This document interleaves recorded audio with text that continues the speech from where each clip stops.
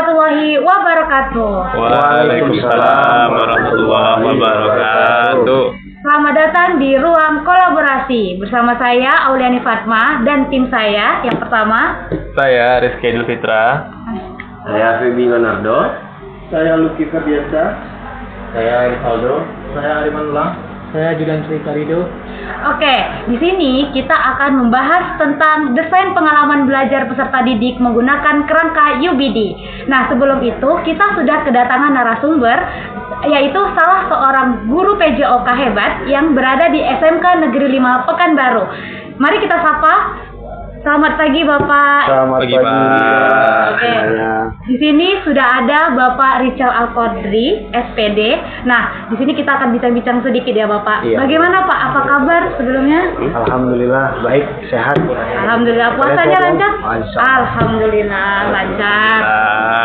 Nah Bapak, di Ya. sini kami kan ada tugas nih terkait perancangan dan pengembangan kurikulum dengan topik desain pengalaman belajar peserta didik dengan menggunakan kerangka UBD. Nah, di sini ada beberapa pertanyaan Pak. Kita sharing-sharing ya Pak ya. Nah, lanjut langsung saja ya Pak ya, Ya, untuk yang pertama yaitu kita ada beberapa lembar kerja Pak. Yang pertama itu ada lembar kerja W. Kita berdasarkan dengan where to. Oke, kita langsung saja untuk lembar kerja pertama akan disampaikan oleh Rizky Idul Fitra. Padanya dipersilakan. Baik Pak, Rizky mau nanya nih Pak. Ya, Tujuan pembelajaran Bapak itu seperti apa Pak? secara umum Ya. tujuan pembelajaran ini kita pedomannya adalah kurikulum. Oke, Pak. Kurikulum kita melihat elemennya, kita melihat CP-nya. CP inilah nanti akan kita kembangkan menjadi sebuah tujuan pembelajaran. Jadi di sini kita dapat kesimpulan bahwa tujuan pembelajaran ini adalah dikembangkan oleh guru berdasarkan CP tadi. Kebetulan Pak di SMK 5 mulai fase E, maka di fase E ini tujuan pembelajaran ini kita uji 3 dulu. Ada kognitifnya, ada psikomotornya yang kita capai, ada yang afektifnya. Sekarang lebih dikenal dengan karakter ya, profil Pancasila. Maka kita memulai dari kognitif itu mulai dari C4, menganalisis. Nah, kalau di prakteknya psikomotornya kita mulai dari P3, praktik. Nah, itu ini yang menjadi dasar pembuatan tujuan pembelajaran. Jadi kalau ditanya Rizky tanya apa tujuan pembelajaran adalah peserta didik mampu menganalisis dan mempraktekkan sebuah materi. Kalau materinya permainan bola besar. Nah, di materi nanti adalah di fase ini sudah gerak spesifik. Ya, gerak spesifik. Oke, baik Pak. Itu kepala saya itu dulu. Itu Pak ya. Ya. Jadi dari penjelasan Bapak tadi, menurut Bapak bagaimana posisi kemampuan peserta didik dilihat dari tujuan pembelajaran? Kalau di SMK 5 ya, Iya, kita Pak. lihat di tujuan pembelajaran bagaimana posisi kemampuan peserta didik. Pertama di psikomotor sebenarnya peserta didik kita sudah pada tahap bagus lah ya. Iya Pak. Psikomotornya mereka mampu mempraktekkan saja.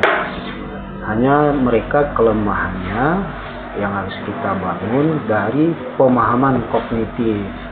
Bagaimana penerapan menganalisis sebuah permainan, misalnya strategi, bagaimana merancang strategi, itu mereka belum paham. Maka di sini yang perlu kita tingkatkan adalah kemampuan pengetahuannya, literasinya, sehingga nanti menghasilkan literasi gerak namanya. Jadi Pak, mengapa tujuan pembelajaran itu menjadi seperti itu Pak? Ini umum nih ya, Iya, Pak. apa tujuan pembelajaran. Kalau spesifiknya karena di dalam pendidikan itu yang kita capai tujuan pendidikan itu kan mengembangkan 3 aspek. Iya Pak. Pendidikan, pengetahuan, keterampilan dan sikap. Iya, Ini yang kita kembangkan daripada peserta didik. Nah, disesuaikan dengan nanti dengan fasenya. Ya, ini hati-hati loh. Fase E tujuan pembelajarannya tidak akan sama dengan fase A, B dan C, D. Ya. Nah, pedomannya ada di mana? Di kurikulum. Itu ya Pak. Iya. Jadi setelah yang Bapak jelaskan, Reski mau tahu dong Pak, untuk Bapak tentukan unjuk kinerja dari 6 kinerja. Unjuk kinerja ya. Iya Pak, Bapak tentukan aja.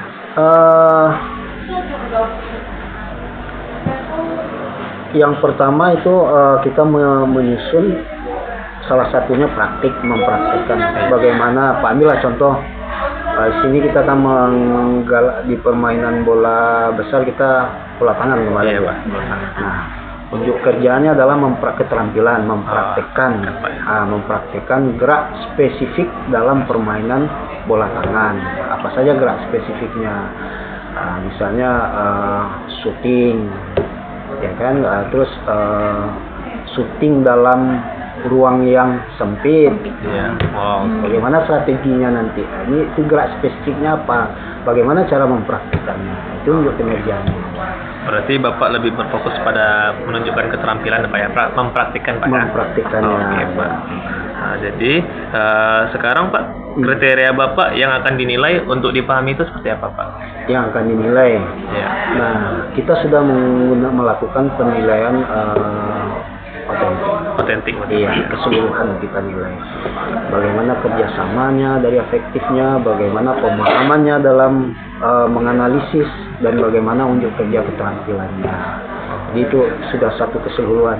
Tentu tergantung nanti dengan rubrik penilaiannya lagi, asesmennya. Oke Pak. Jadi Pak, untuk dari Reski cukup itu aja Pak. Sekarang lanjut ke lembar kerja H, Cook the Student, yang akan dilanjutkan oleh saudara saya Pak Febi. Selamat pagi Pak, Assalamualaikum warahmatullahi wabarakatuh. Waalaikumsalam warahmatullahi wabarakatuh. Mungkin pertanyaan dari saya Pak, menyambung juga pertanyaan dari rekan saya sebelumnya, Reski, terkait dengan bagaimana cara mengunggah pemikiran Bapak untuk melibatkan semua peserta didik dalam ide-ide besar yang Bapak miliki, dan kinerjanya bagaimana? Ini poin penting kita guru nih. Bagaimana melibatkan ya, Iya Pak. Melibatkan. peserta didik terkait dengan pemikiran kita dan guru. Masih ingat kalian dengan pertanyaan pemantik? Iya, pasti Pak. Itu langkah awalnya melibatkan peserta didik itu dengan Pertanyaan pemantik. pemantik. Jadi sehingga terjadi dialog antara guru dengan siswa dengan guru, siswa dengan guru ya. Yang kedua, baru kita tampilkan media. Ya, kalau di sekolah lengkap audiovisualnya, IT-nya why not gitu kan. Nah, seminimal mungkin dengan yang sederhana, gambar, atau bercerita lah. Mungkin di era kalian nanti penyampaian materi dengan dongeng kan bagus juga ya. Iya. Nah, itulah cara-cara yang kita lihat di dalam buku-buku referensi ya, dan di sini kita terapkan. Tapi Pak, ya disesuaikan. Kata kuncinya satu adalah pertanyaan Pemantik. Oke, tentu Pak, dalam pertanyaan pemantik ini Ya, kadang ada yang menarik, kadang ada yang enggak Pak. Jadi pertanyaan saya gini Pak, bagaimana caranya Pak supaya peserta didik ini dengan ide-ide besar yang kita miliki itu menjadi menarik dan dia merasa sangat penting gitu Pak, dengan ide-ide besar yang kita miliki tadi. simulasi, Oh, ya, demonstrasi kalau boleh. Ya, demonstrasi konseptual. Biarkan mereka sesuai dengan ide mereka yang kita sampaikan, sesuai dengan materi, mereka melakukan demonstrasi. Jadi demonstrasi pertandingan, demonstrasi latihan, demonstrasi penerapan strategi, demonstrasi kerjasama mereka bagaimana dalam sebuah tim. Ini yang banyak kita kembangkan. Sehingga dari demonstrasi itu akan timbul tantangan gitu kan, penemuan-penemuan baru, kelemahan-kelemahan. Nah, otomatis siswa dia akan analisisnya akan main. Nah, dia terbuka. Ya, itu kalau tadi. Oke Pak, pertanyaan selanjutnya Pak, tentu dalam kita penyampaian materi ini Pak, belum tentu semua materi yang kita sampaikan itu menarik ya Pak. Pertanyaan saya Pak, bagaimana pendekatan dalam penyampaian materi sehingga menghasilkan minat dari peserta didik itu Pak? Minat ya? Ya Pak. Ada 3 menurut Pak caranya. Satu, memberikan penghargaan. Walaupun dia semangat, motivasi. Ayo Lucky, bisa. Terus itu penghargaan gitu. Yang kedua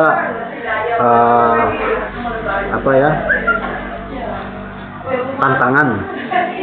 Bagi tantangan. Iya, ayo siapa yang bisa shoot dengan jarak 2 meter ke ring, si tantangan. Yo, yang berani coba silahkan. Ketiga nih, berikan contoh. Ya, contoh boleh oleh guru itu sendiri dan boleh oleh teman sejalan. Itu 3 cara untuk menimbulkan minat bagi mereka. Oke Pak. Pertanyaan selanjutnya Pak. Ya.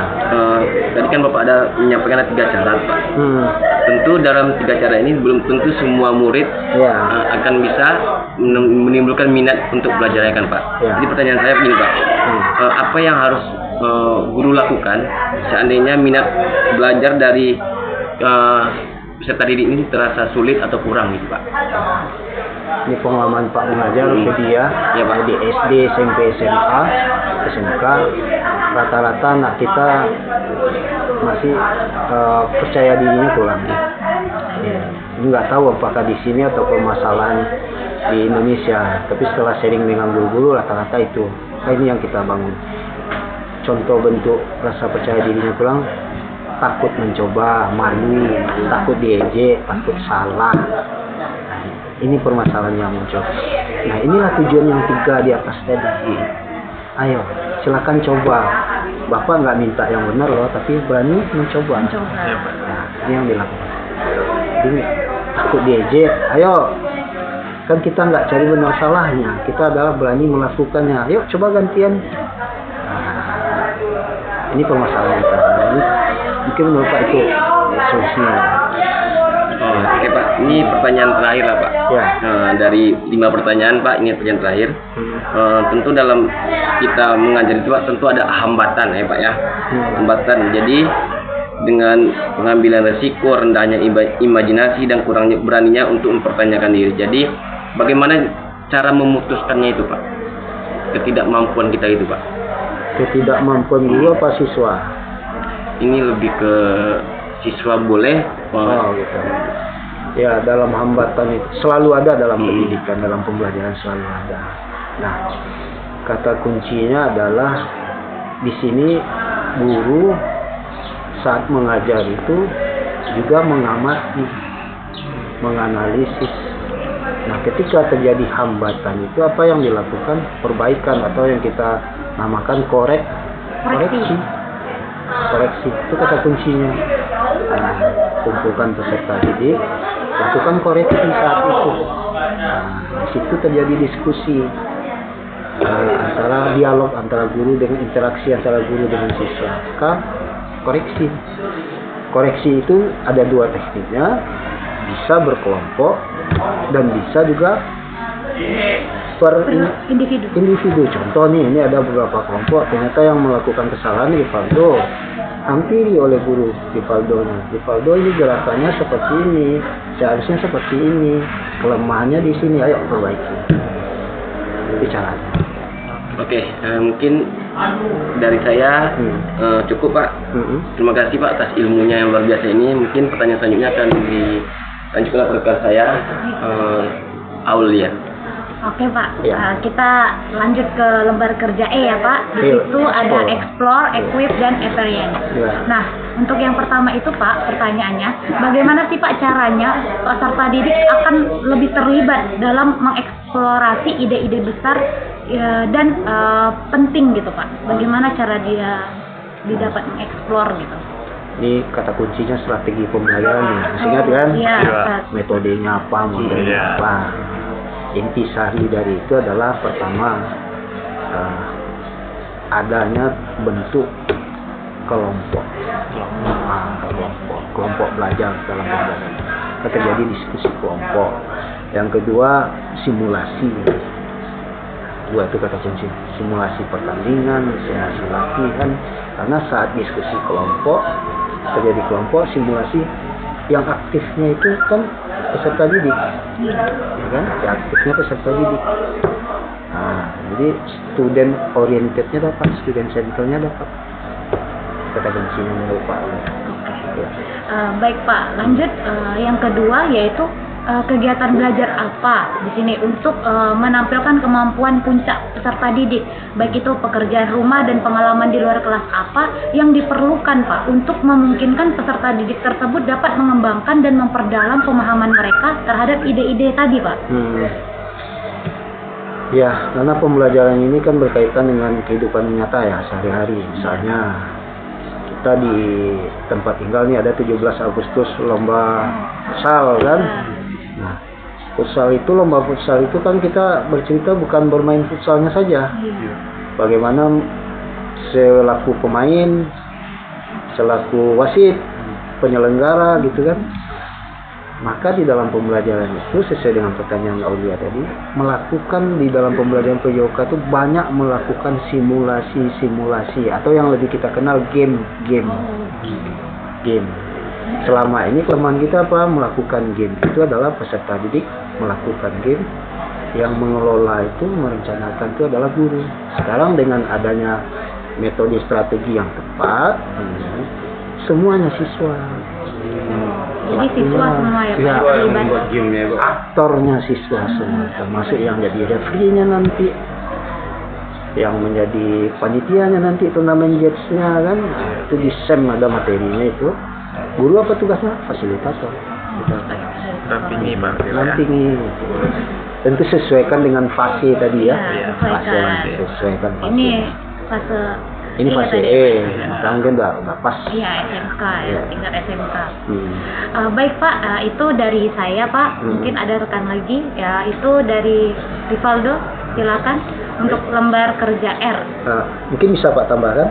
Boleh, Pak. Yang kedua, kalau memungkinkan, tapi Pak rasa Pak optimis bisa. Kalau ada nanti kembangkan anak dengan tugas mandiri, tugas tambahan di rumah. Sekarang kan namanya konten ya. Ayo kalian kelompok buat konten, latihan apa di rumah gitu kan. Kita kami lah ya. Ya sekarang ini kan. Jadi buat konten Pak ya. Ini kan portofolio project ya. Project. Jadi pembelajarannya berbasis project. Iya. Tinggal metodenya apa, modelnya apa lagi. Iya Pak. Ya, makasih lanjut dari Valdo. Pak, ini lembar kerja R itu rating, revisi dan revisi. Pertanyaan pertamanya, bagaimana peserta didik akan dipandu untuk memikirkan kembali pemahaman mereka tentang ide-ide penting, Pak? Masih ingat refleksi?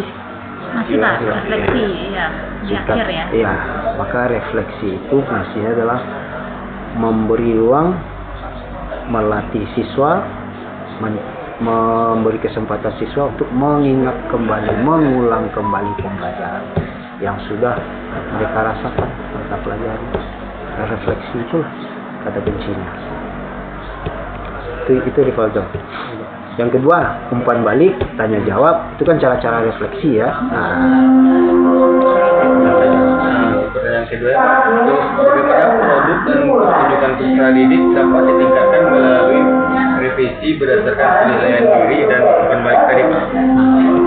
Koreksi dari guru tadi, catatan bagaimana setiap tugas yang atau produk yang ditampilkan oleh peserta didik itu kita evaluasi. Di mana kelemahannya, kekurangannya sesuai dengan materi yang ada, kan? Jadi setelah melakukan perbaikan, di akhirnya kita lakukan assessment dan umpan balik lagi dari umpan balik ini lebih kenal RTL ya. Iya. Kembangkan menjadi RTL. Ada lagi Pak? Ya. Untuk pertanyaan terakhirnya Pak, bagaimana caranya peserta didik dorong untuk merenungkan pembelajaran dan kinerja mereka, Pak? Refleksi tadi.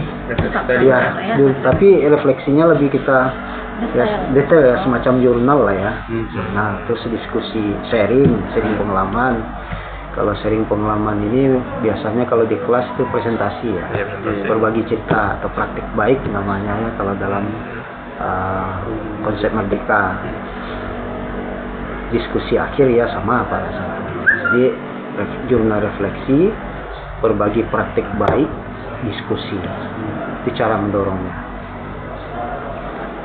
Ada lagi? Baik, mungkin itu pertanyaan dari saya Pak. Ya. Mungkin ada teman lain yang ingin bertanya. Baik, yang ingin bertanya Lucky Pak. Yang pertama, bagaimana cara peserta didik dibimbing dalam penilaian diri, evaluasi diri, dan penyesuaian? Ini kata kuncinya di asesmen ya, rubrik ya. Maka dalam rubrik ini sesuai lembar kerja penilaian itu tentu penilaian diri, evaluasi. Kita menyiapkan lembaran penilaian diri itu, rubrik penilaian, walaupun sesederhana mungkin, dan panduan refleksi. Jadi di dalam lembar kerja itu ada rubriknya satu, ada panduannya satu. Di dua ini hal yang harus. Kadang kita kan di zaman udah AI Iya, AI Pak. AI ya, AI Pak. kita klik gitu. Tapi kita nggak tahu mana itu yang panduan, mana yang itu. Iya. Oh. Ya, di penilaian diri berarti lembar kerjanya lembar kerja penilaian diri. Ya, rubriknya seperti apa? Ini harus kita kuasai dulu, kita pahami dulu. Penilaian siswa, penilaian keterampilan, rubriknya seperti apa? Nah, ya. KPD yang biasa kita buat ya Pak. Ya. Ini muaranya ke indikator lagi. Oh, banyak lagi nih. Baik Pak, terima kasih. Ya. Nah, selanjutnya, bagaimana peserta didik akan terlibat dalam evaluasi diri akhir untuk mengidentifikasi diri, menetapkan tujuan masa depan, dan memiliki semangat belajar? Terlibat ya dalam evaluasi, di refleksi itu. Ya. Ketika setelah melakukan pembelajaran, maka di akhir kan ada peserta didik melakukan refleksi. Nah, di refleksi inilah peserta didik terlibat melakukan penilaian, evaluasi, bukan penilaian ya, evaluasi ya. Evaluasi itu kan tidak selalu penilaian, ya kan? Ini pemahamannya lagi. Ya, evaluasi itu bercerita pengalaman tentang apa kelemahan, dan apa kelebihan, kekurangan dan kelebihannya, sehingga itu menjadi RTL. Disitulah mengevaluasi. Bagaimana contoh tadi di kelompok A kami melakukan kegiatan passing secara berkelompok, passingnya dengan jarak 2 meter secara bergantian, terjadi perpindahan tempat. Dalam melakukannya ada teman-teman yang melakukan passing itu tidak pas fasenya. Ini kelemahan itu kan? Iya. Itu kan sudah mengevaluasi apa yang mereka lakukan. Jadi direfleksi tadi itulah, tapi dilakukan di akhir kita. Baik Pak, pertanyaan terakhir dari Lucky Pak, bagaimana peserta didik akan dibantu untuk melihat dari apa yang telah mereka pelajari dan apa yang membutuhkan untuk penyempurnaan lebih lanjutnya Pak? Satu, refleksi tetap itu. Wah, refleksi Inti, ya, refleksi. umpan balik, review ulang, mereview kembali pembelajaran itu. Terus ya tambah nanti bekali peserta didik itu dengan rekomendasi, referensi Pak ya. Dia dicari di Untuk menambah apa yang menambah diri. Wawasan. Ya, contoh strategi pembelajaran sepak bola ini besok kan Bahrain, Australia main sama apa kan, pola apa yang diterapkan ya. Coba kasih referensi negara-negara mana yang melakukan pola-pola itu, dengan strategi itu. Sehingga Bisa gitu Pak ya. ya, strategi itu. Ya biar tahu dunia luar juga ya kan Pak. Tetap ada penyeimbang penyanding gitu. Itu yang namakan referensi. Baik Pak, mungkin itu saja pertanyaan dari saya. Selanjutnya akan dilanjutkan oleh teman saya. Baik Pak, sekarang kita ke lembar kerja T Pak, yaitu Tailor to Student Pak. Ya, Kita ketahui sebelumnya kan Pak, setiap karakteristik peserta didik itu kan berbeda Pak, setiap individunya Pak. Jadi bagaimana cara Bapak untuk mengakomodasi berbagai kebutuhan peserta didik itu sambil tetap menjaga arah tujuan pembelajaran itu sendiri Pak? ya. Gaya belajar ini ya. Nah, berbeda. Kenapa? Berbeda karakter. Kata kuncinya di strategi tadi. Strategi. Nah, sebelum di strategi, hal yang kita perhatikan adalah gaya belajar. Kira-kira strategi apa yang tepat untuk mengakomodir perbedaan tadi? Masih ingat Pak. apa yang diterapkan gaya belajarnya? Ya kayak komando Kayak yang tepat, ya kan? lebih berpusat pada peserta didik. Student center Pak ya. Kata kuncinya itu student center. Center apa? Teaching. Ya, itu sih. Ya, Pak. Baik Pak, selanjutnya untuk pertanyaan keduanya Pak. Kan kebetulan sekarang bulan suci Ramadan ya Pak, puasa. Ya. Jadi kan jam belajar itu kan pasti dikurangi Pak setiap lesnya. Para peserta didik cepat pulang gitu Pak.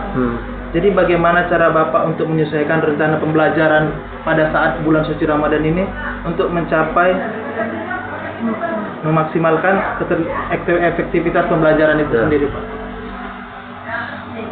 Ingat ada plan A, plan B? Ingat Pak.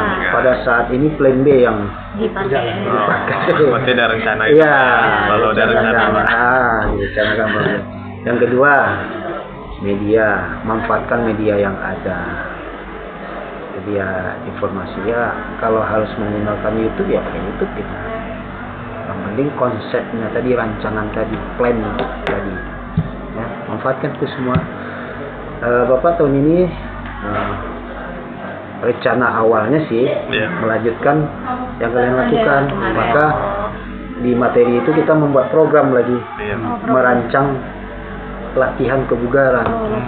Tapi dilihat schedule di bulan Ramadan hanya 2 kali pertemuan dan jamnya diminimalkan. Akhirnya apa? Berbagi cerita lagi. Sharing tentang kebugaran ya Pak. Ya, nah bagaimana tentang kebugaran, menjaga kebugaran, merancang kebugaran selama bulan Ramadan. Nah, itu dia. Itu plan B namanya. Berarti harus ada selalu plan B Pak. Selalu ada. Media yang ada sekarang gitu Pak.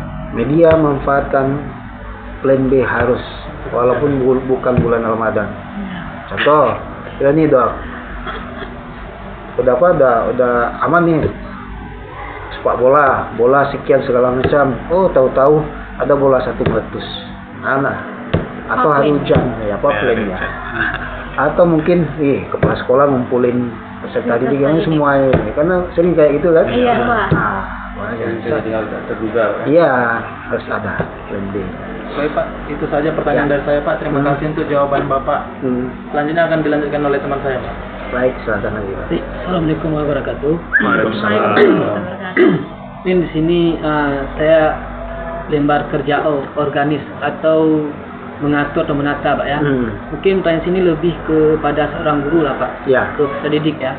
Di pertanyaan pertama saya Pak, pengalaman belajar apa yang paling baik sehingga dapat mengembangkan dan memperdalam pengalaman peserta didik tersebut Pak? Ya. Di CP itu selalu dikaitkan dengan kehidupan nyata atau kehidupan sehari-hari gitu. Ya kan? Jadi pembelajaran kita adalah simulasi untuk kehidupan sehari-hari. Contoh nih, melompat dalam kehidupan sehari-hari untuk apa melompat? Untuk melewati Pak, melewati parit umpamanya. Untuk nyuri apa? Ngambil jambu. Maka dalam pembelajaran itu buat simulasinya nyata. Ada ada kasus Pak, lihat kita nggak tapi ini menjadi Pak. Melompat pembelajarannya yang dilompati apa? Tabungkok shuttlecock. Iya. Ya, itu yang dilompati. Sementara kehidupan nyata apa yang dilompati? Kalau hanya tabungkok kan melangkah ya. Nah, bukan melompat kan? Melompat itu pemahamannya sesuatu yang jauh kan? Iya, beda Pak. Itu. Ya, tapi ingat lagi sesuaikan dengan fasenya. Oh iya betul. Ya. Kalau anak SD mungkin beda lagi. Iya, nggak mungkin Farid jalan nelayan kan yang dilompatin. Jadi sesuaikan. Terus yang kedua, analisis video. Jadi yang pertama itu simulasi dalam pembelajaran. Pembelajaran itu kan sebuah simulasi, praktek. Sesuaikan dengan kehidupan nyata. Yang kedua, analisis video. Ini manfaat media. kita jangan gaptek lah lagi, tapi sesuaikan waktunya. Ya. 3, tetap refleksi itu roh itu di akhir, itu kan refleksi. Refleksi banyak caranya ya, Iya Pak. cara tulisan, cara lisan. Oke. Baik Pak, dari pertanyaan tersebut sangat menarik lah Pak ya. Jadi timbul pertanyaan nih Pak, bagaimana meminimalkan kemungkinan kesalahpahaman Pak terhadap peserta didik tersebut? Ini kan kita beda-beda pemahaman Iya, ya. beda pemahaman itu tadi. Maka 1, demonstrasikan dulu. Kedua, Apa sih dulu ya demonstrasikan. Yang dimaksud ini seperti ini loh. Nah, demonstrasikan. Kedua, kasih contoh yang konkret. Sebenarnya seperti ini. Berdasarkan demonstrasi itu kan ada apa? Ini yang konkret. Kan ada nanti yang versi Feby nanti akan, oh ini menurut kami seperti ini Pak, ini seperti ini Pak. Nah, dari situ kan bisa kita ambil konkretnya seperti apa. Jadi yang benarnya seperti apa. Yang benar ya. Baik, selanjutnya Pak, mungkin ini pertanyaan terakhir ya Pak ya. Bagaimana mengatur dan mengurutkan pengajaran dan pembelajaran untuk memaksimalkan keterlibatan dan efektivitas? Ini rancangan ini. Iya. Jadi ke situ lah Pak. Ya, rancangan. Di dalam rancangan berarti pembelajaran itu perlu sebuah rancangan. Apakah itu dalam bentuk MPP ataupun dalam bentuk modul. Kalau di SMK ada juga dalam bentuk job set namanya. Nah, itu sebuah rancangan. Di dalam rancangan pembelajaran itu unsur yang terpentingnya ada 3 yang nggak boleh. Kalau 3 unsur ini terpenuhi berarti sebuah rancangan sudah layak. 1, tujuan pembelajaran. Yang kedua, asesmen. Yang ketiga, kegiatan pembelajaran. Nah, secara umum pembelajaran ini kan dimulai dengan persepsi ya. Persepsi dan terus pemantik, lalu eksplorasi. Kalian nggak mengeksplor tadi ada kan? Explore itu kegiatan pembelajaran tuh. Kegiatan inti kalau kita di sebuah PPP atau modul. Terus praktek unjuk kerja, terus tutup dengan refleksi tadi. Ya, itu poin-poin yang ada di dalam aktivitas pembelajaran. Ya, Pak Rasa. Baik Pak, terima kasih atas jawabannya Pak ya. Saya kembali ke Aulia Pak. Oke, baik Pak. Sedikit saya simpulkan ya Pak dari semua pertanyaan-pertanyaan dari teman-teman saya tadi, bahwasanya kita sebagai calon seorang guru itu wajib sekali ya merancang suatu pembelajaran, baik itu dari elemennya, sesuaikan dengan elemennya, fasenya dan lain sebagainya. Entah itu metode, model, gaya mengajar dan lain sebagainya. Jadi itu harus ada dalam suatu kemampuan guru, harus mengerti gitu ya Pak ya. Iya, gitu betul, ya Pak. betul. Oke. Nah, teman-teman semuanya, sepertinya cukup untuk podcast kita kali ini. Jangan lupa like, comment, and subscribe. Jadi nantikan channel kami berikutnya. Saya akhiri. Wassalamualaikum warahmatullahi wabarakatuh. Sampai jumpa. Terima kasih Pak.